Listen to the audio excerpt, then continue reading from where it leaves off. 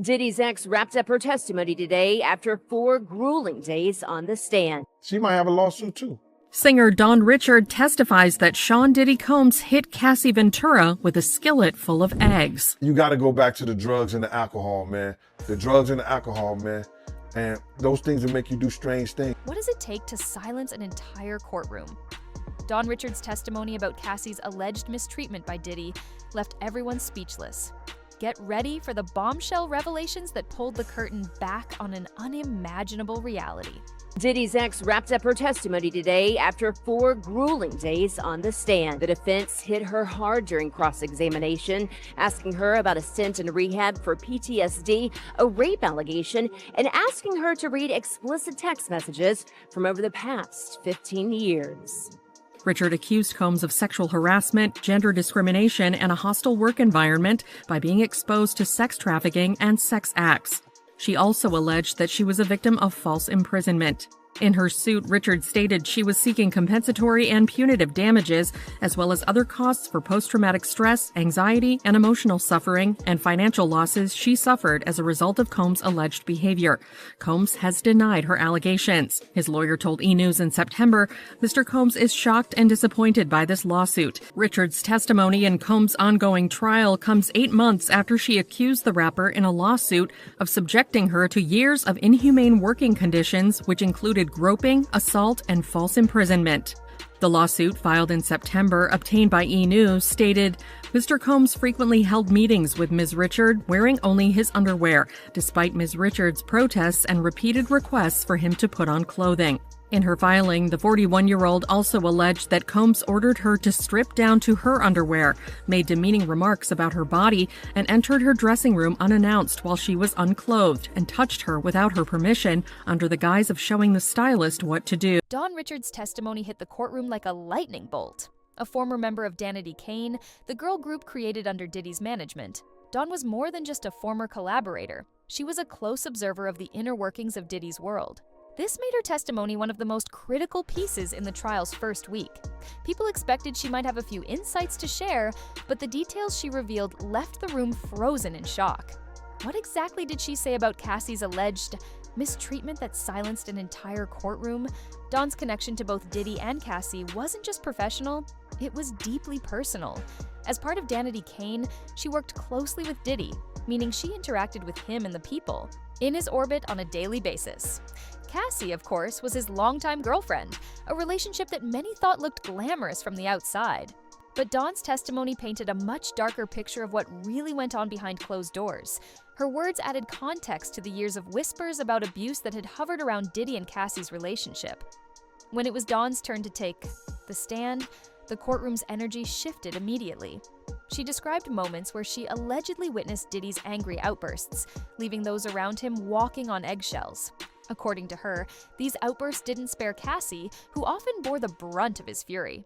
Dawn was clear that her description wasn't based on rumors, but on things she personally experienced. She was there, watching it all unfold. Dawn spoke in detail about one specific incident that left the room in stunned silence. Without revealing any quotes, she described an argument where Diddy reportedly screamed at Cassie to the point where her physical reaction betrayed the emotional toll. His words had taken, it wasn't just the yelling though, it was the menacing tone and the way Diddy allegedly manipulated every situation so that Cassie would feel powerless to defend herself. For Dawn, this moment became etched in her memory. She described it as one of several instances where Cassie seemed trapped under Diddy's control. The weight of Dawn's testimony didn't just come from the events she described, but from the way it was delivered. Her voice reportedly carried traces of anger and sadness, as though she had been waiting for years to finally speak out. Legal analysts in the room reportedly said that first-hand accounts like hers can be a powerful tool in a trial.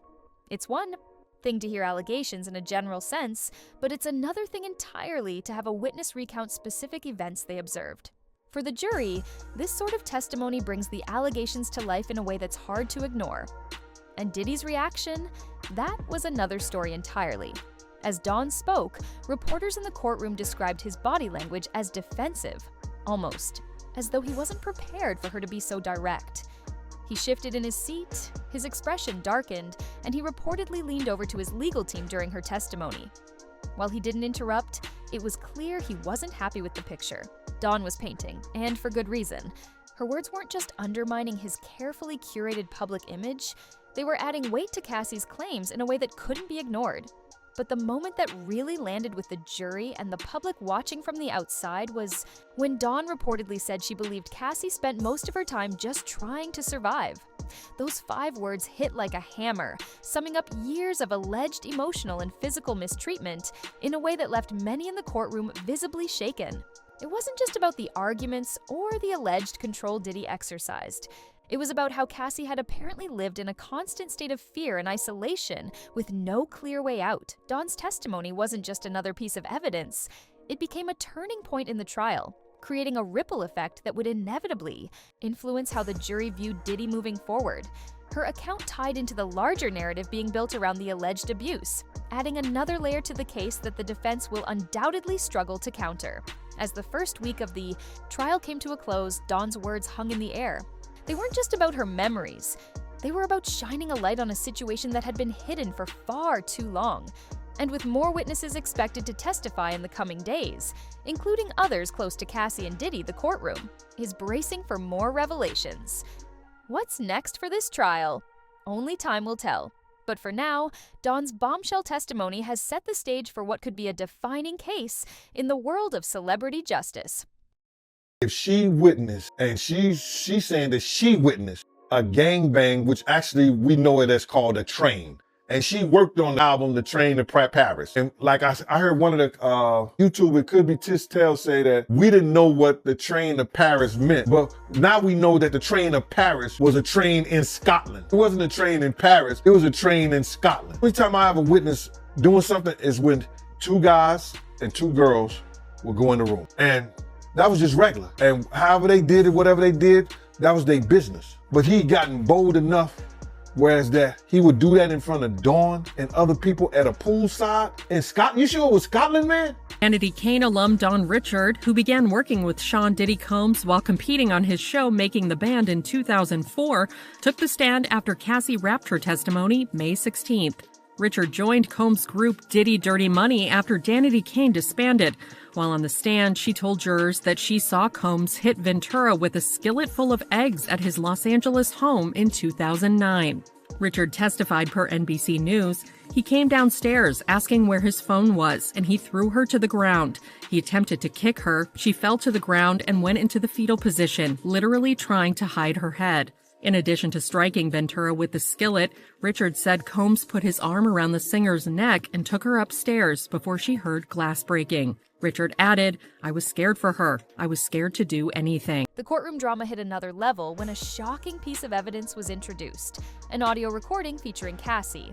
On the tape, she's reportedly heard threatening a Diddy associate who allegedly had video footage of a heated confrontation. The courtroom atmosphere shifted immediately.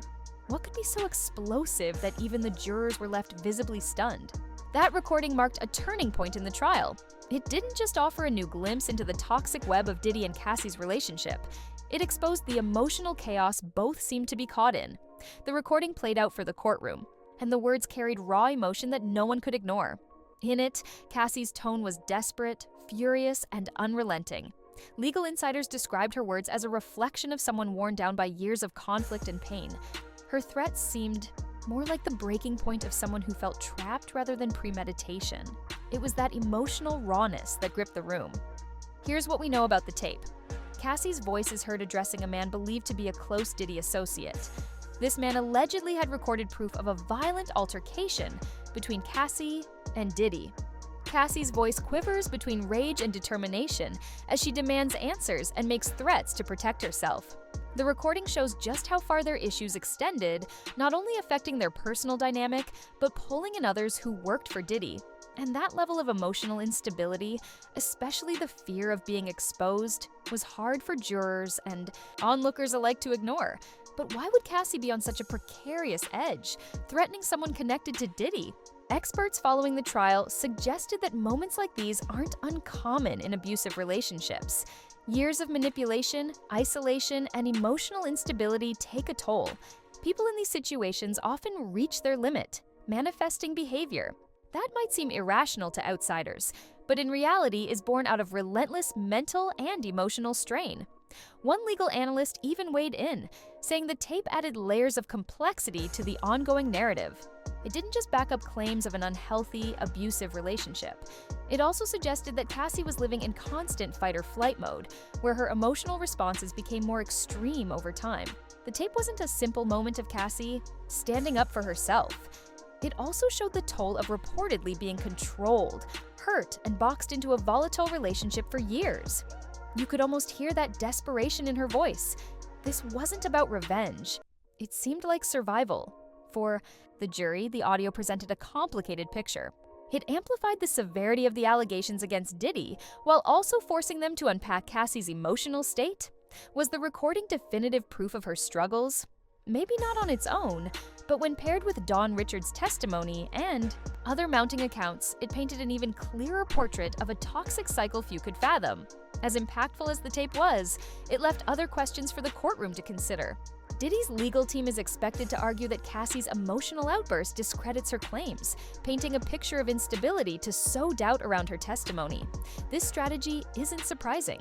Defense teams often resort to tactics like this when representing high-profile clients. And let's be clear, this won't just stretch into Cassie's words or actions from the recording. Rumors say more of her past, from her mental health to prior personal interactions, will soon be scrutinized by the defense. But here's the thing, the tape isn't just about one moment of anger. It's about the dynamics behind it.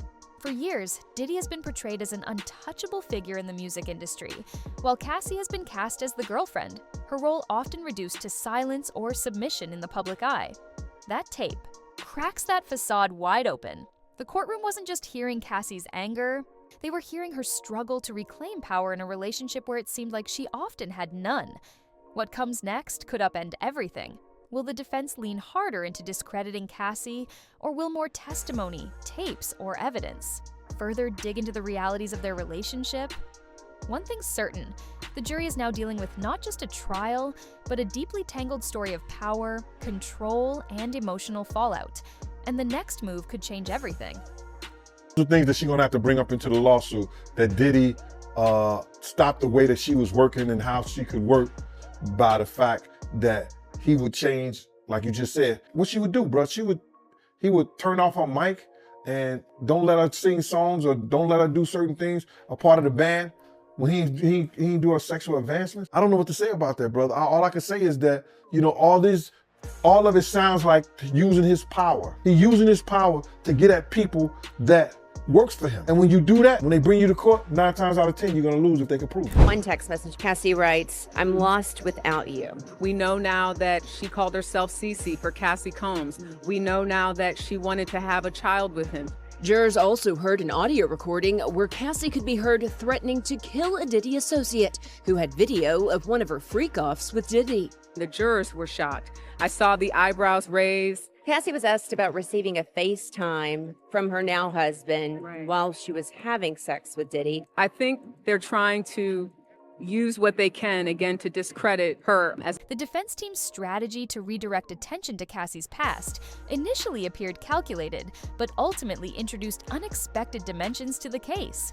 By highlighting Cassie's rehabilitation period, her struggle with PTSD, and a prior assault allegation from earlier in her life, they intended to undermine her credibility. Their goal was to portray her as emotionally unpredictable and unreliable, hoping these personal challenges would weaken her testimony before the jury. But their approach yielded unforeseen consequences. Rather than diminishing Cassie's credibility, it illustrated a woman grappling with profound trauma and systematic manipulation. Legal analysts following the trial noted that this tactic inadvertently reinforced the narrative of vulnerability. By exposing her struggles, the defense may have actually strengthened claims about the emotional control Diddy allegedly maintained over her. Cassie's past experiences, rather than discrediting her, clarified how someone like Diddy could potentially exploit those vulnerabilities to dominate their relationship. One of the trial's most discussed elements was the introduction of private text messages between Cassie and Diddy, including one where Cassie wrote, "I'm lost without you." The defense heavily emphasized these messages to depict her as emotionally dependent and to suggest their relationship, while turbulent, was consensual and mutual. However, these texts only highlighted the intricate and fragile nature of their dynamic. Experts have observed that trauma survivors often express attachment to their abusers, not because their suffering wasn't real, but because they've been conditioned to believe they have no alternatives. The courtroom heard these texts alongside defense claims that Cassie's emotional state compromised her ability to provide a clear, reliable account of her relationship with Diddy. Legal insiders noted this approach typically targets not just testimony, but a person's entire character. Survivors of abuse frequently encounter this scrutiny, especially in cases involving prominent defendants. It's a recognized legal strategy. Emphasize inconsistencies, bring up personal difficulties, and attempt to create sufficient doubt to influence public and jury perception. But in Cassie's case, this tactic may have backfired for the defense. Instead of weakening her narrative, it added depth to the account of someone who allegedly endured years of control and manipulation. By compelling Cassie to revisit and defend these painful chapters from her past, the defense may have unintentionally drawn greater attention to Diddy's potential manipulation, particularly considering their significant power imbalance throughout their relationship. Many following the case observed how these revelations about Cassie's mental health and personal history actually enhanced the believability of her allegations. Her PTSD struggles and rehabilitation weren't framed as weaknesses, but as potential consequences of surviving an allegedly abusive, toxic relationship. Rather than casting doubt on her testimony, this line of questioning invited consideration about how much of Cassie's emotional distress potentially resulted directly from her dynamic with Diddy. In presenting these arguments, the defense likely hoped to distract from earlier testimony and evidence, but instead created a more nuanced portrait of Cassie as someone navigating extraordinarily difficult circumstances. If anything, it emphasized how trapped she may have felt, emotionally, mentally, and physically within their relationship. This unexpected shift in courtroom dynamics is already influencing the jury's perception. These details elevate the case beyond isolated incidents or text messages. It's becoming increasingly evident that this centers on patterns of behavior, power disparities, and their devastating impact on those involved. With additional witnesses awaiting their turn to testify, including former Danity Kane members and individuals from Diddy's professional circle, the narrative grows increasingly complex. Whether intentional or not, the defense's efforts to discredit Cassie may have only underscored the gravity of her claims. As the trial continues, testimony from others familiar with Diddy and Cassie's relationship will likely reveal more layers of this already explosive case. Unfortunately, we're all going to take a disgusting trip to his seedy, awful world. You know, the man has no class. He has no kindness in his dark, dark heart. And he's depraved. That's my opinion. This is a depraved, disgusting individual. The facts are the facts, the texts are the texts, and I think that the evidence will be clear. That Ventura had a choice and that she chose to participate in those sexual encounters. Where she is entertaining other people in the bedroom. He enjoyed having the freak-offs. She's being asked specifically about the drug use. She is clearly excited about freak-off. Aubrey O'Day is the next name making waves in this already explosive trial. As another former member of Danity Kane, she's stepping forward to deliver her own account of life under Diddy's management. What does she know? What has she seen? These are the questions everyone is asking as Aubrey prepares to take the stand. And it's not just her. Diddy's former employees, some of whom were close to his personal and professional life, are also lining up to testify. Each witness adds another thread to this unraveling story, one that's becoming impossible to ignore. The significance of multiple witnesses cannot be overstated. Dawn Richards' testimony already sent shockwaves through the courtroom, providing a harrowing glimpse of Cassie's alleged abuse. Her words forced the jury to reconsider Diddy's carefully constructed public image. Now, with Aubrey expected to speak, the patterns of control and toxicity being alleged might become even more defined. She brings a unique perspective, having first-hand experience working with Diddy during Danity Kane's peak and likely witnessing what unfolded behind the scenes. That's what this trial is building toward, not isolated incidents, but a potential pattern of behavior. Aubrey's testimony feels especially crucial because of her history of being outspoken about the challenges of working under Diddy. Over the years, she's been vocal in interviews about his demanding management style and high-pressure environment. While she hasn't directly accused him of abuse in the past, her willingness to speak candidly makes her testimony something to watch closely. If she corroborates any claims made by Cassie and Don, it could paint a compelling picture of consistent behavior spanning years. This is exactly what legal experts say makes multiple testimonies so powerful. They create a chain of stories that become harder to dismiss or discredit. Dawn's testimony, for example, detailed instances where she witnessed Cassie allegedly subjected to Diddy's outbursts and manipulation. She described moments that left Cassie visibly shaken and emphasized how the pressure and control seemed ever present in their relationship. Those details alone made an enormous impact. Now, with someone like Aubrey following that up, the jury will begin to see these accounts not as isolated events, but as pieces of a larger pattern. And once a pattern is established, it becomes almost impossible to argue that these situations were isolated incidents or misunderstandings. What makes this even more striking is the inclusion of former employees. These aren't just people who were in Diddy's circle. They were working for him, handling his day-to-day business. Their testimonies could potentially fill in crucial blanks, providing context to the private moments already described in the trial. Did they witness the alleged abusive behavior firsthand, or were they indirectly involved by being instructed to cover things up? The weight of their words will depend on what specifics they provide, but their presence alone raises questions about what they know and why they're choosing to speak out now. The impact of having so many witnesses lined up cannot be ignored. Legal experts say that as more people step forward, the case against a defendant becomes more credible. Consistent narratives between different witnesses strengthen the accusations, especially when they come from different perspectives. Some personal, like Cassie and Aubrey, and some professional, like the former employees.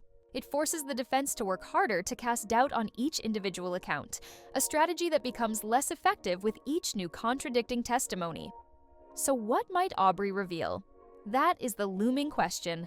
Will her testimony be the next bombshell moment in a trial already full of them? Some speculate she may bring up professional dynamics that mirror the personal control alleged by Cassie, suggesting that Diddy's behavior wasn't limited to private relationships, but extended into his professional dealings. If true, this could further solidify the picture being painted by the prosecution, a portrait of a man who allegedly thrived on control and intimidation. The growing number of witnesses also adds urgency to the trial. It's no longer just about one person's word against another. It's about creating an overwhelming narrative backed by multiple accounts. This puts significant pressure on Diddy, who has already faced intense scrutiny during the first week of proceedings. And with every new person stepping forward, the question lingers. What will they say, and how will it shift the scales of this case? Aubrey, O'Day, and the others have the potential to transform an already complicated trial into something much more consequential. The first week was nothing short of a spectacle, and Diddy's reactions throughout became a key focal point. Seated at the defendant's table, he tried to maintain the composed, powerful demeanor the public has come to associate with him. But as the trial unfolded, the cracks began to show. In a courtroom overflowing with tension, every movement, every glance, and every shift in his expression was scrutinized not just by the jury, but by everyone present. And what happened when his composure cracked? That's what everyone is talking about. The atmosphere in court was described as heavy, almost suffocating at times, especially during testimony and evidence presentations. All eyes were on Diddy as Cassie took the stand and recounted details of their relationship. She spoke about moments of alleged control and abuse, and paired with Don Richards' haunting testimony, the accusations became much harder to dismiss. Diddy, who had appeared stoic at the trial's start, became noticeably uneasy during the more intense testimonies. Observers noted how he shifted in his seat as Cassie spoke, the tension visible in his jaw tightening as her words painted an unflattering portrait of a man who once seemed untouchable. As the defense cross-examined Cassie, Diddy seemed to regain some confidence. The questioning targeting her past struggles with PTSD and rehabilitation may have appeared to bolster his case. But observers noted that while Diddy often whispered to his defense attorneys during these moments, his demeanor changed entirely when explicit texts and audio clips were presented. His calm exterior would briefly falter, his eyes narrowing, his posture stiffening. The evidence seemed to carry weight in the room, not just for the jury, but for him as well. The jury's own reactions to the evidence, notably during the playback of the explosive audio recording, shifted the dynamic in the courtroom entirely. this was no longer about public perception. This was about real people weighing the gravity of Cassie's allegations against Diddy. Historically, celebrities in high-profile cases often rely on a controlled image to influence the court of public opinion. But for Diddy, that control seemed to slip. High-pressure moments like these can leave even the most well-trained public figures exposed, and this trial is no exception. What truly left the courtroom on edge was when Diddy's emotions visibly boiled. Over after dawn, Richard delivered some of the most damning testimony thus far. According to those in the room, his face darkened, his body language grew defensive, and he leaned intensely toward his team, whispering urgently. For someone who built a career projecting power and authority, this loss of control served as a stark contrast to the image he's long cultivated. It was a moment insiders say captured the jury's attention in ways even the evidence itself couldn't. But this is bigger than what happens inside the courtroom. The fallout from this trial has begun to seep into the public's perception of Diddy's legacy. For years, he has been a titan of the music industry, a self-made mogul who built an empire on charisma and a larger-than-life presence. Now those same traits seem to work against him. Each time his composure cracks, be it through visible frustration, whispered exchanges with his lawyers, or even the apparent discomfort in his expression, the jury isn't just witnessing a powerful man on trial. They're watching something unravel. And when jurors sense vulnerability, it can often widen the space for doubt, which works against someone as calculated as Diddy. What makes this trial even harder to predict is the weight of what's still to come, with more witnesses expected to testify, including Aubrey O'Day and former employees. The pressure on Diddy is poised to intensify. How much more evidence will stack up? How many more first-hand accounts will corroborate what Cassie and Don have already revealed?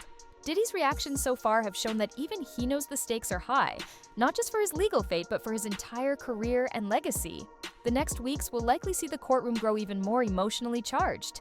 For Diddy, the real question is whether he can maintain his composure as more damaging moments surface. Will his reactions continue to chip away at his carefully built public image, or will he find a way to regain control when it matters most? With more bombshell revelations expected, this trial is far from over, and we're left wondering what happens next. The Diddy trial is more than just a celebrity scandal. It's a wake-up call about the realities of abuse in powerful relationships. Testimonies like Don Richards have pulled back the curtain on the alleged emotional and psychological manipulation that often hides in plain sight. Cassie's resilience, even under cross-examination, highlights the incredible strength it takes for victims to speak out despite intense scrutiny. This case shows how power and control allegedly operate behind closed doors.